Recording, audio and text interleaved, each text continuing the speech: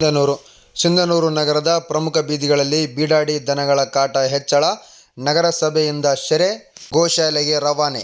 ರಾಯಚೂರು ಜಿಲ್ಲೆಯ ಸಿಂಧನೂರು ನಗರದ ಪ್ರಮುಖ ಬೀದಿಗಳಲ್ಲಿ ಬೀಡಾಡಿ ದನಗಳ ಕಾಟ ಹೆಚ್ಚಳದಿಂದ ವಾಹನ ಸವಾರರು ಗೋಳಾಟ ಕೇಳುವವರಿದ್ದಿಲ್ಲ. ಆದರೆ ಈಗ ವಾಹನ ಸವಾರರ ಸಮಸ್ಯೆಗೆ ಸ್ಪಂದಿಸಿದ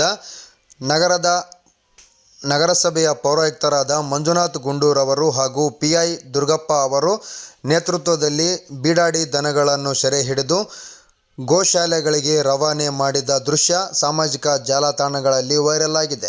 ಬೀಡಾಡಿ ದನಗಳ ಕಾಟ ಹೆಚ್ಚಳದಿಂದ ನಗರಸಭೆಯ ಪೌರಾಯುಕ್ತರಾದ ಮಂಜುನಾಥ್ ಗುಂಡೂರವರು ಸೆಪ್ಟೆಂಬರ್ 11ರಂದು ಮಧ್ಯಾಹ್ನ 3 ಗಂಟೆಗೆ ಮಾಹಿತಿಯನ್ನು ತಿಳಿಸಿದ್ದಾರೆ.